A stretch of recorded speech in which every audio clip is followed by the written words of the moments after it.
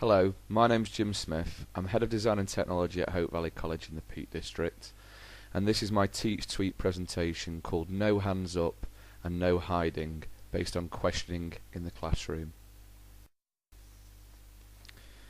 Effective questioning is part of a good or outstanding lesson. Ofsted know this, and we as a teaching profession know this. But what does effective questioning look like in the classroom? There are loads of questioning strategies and techniques I've used, but what I wanted to do is find one that works for me.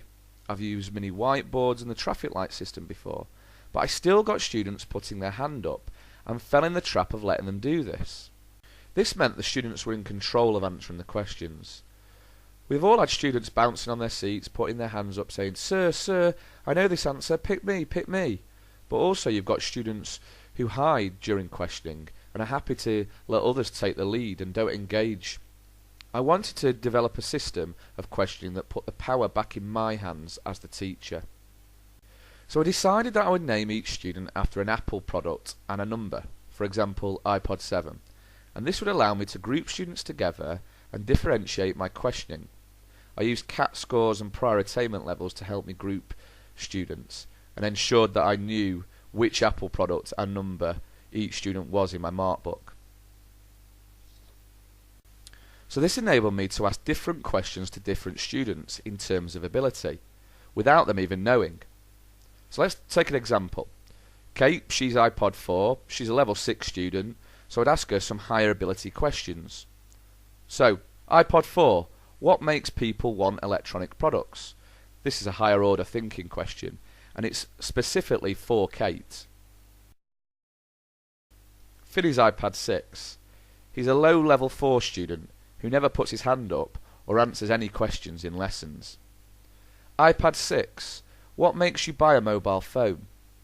This is specifically for Finn, and he should be more confident in answering this.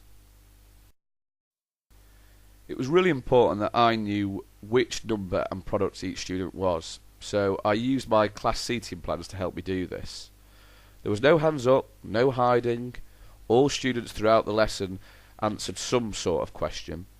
The uncertainty of who was going to be asked the question ensured that all students were alert and ready for it.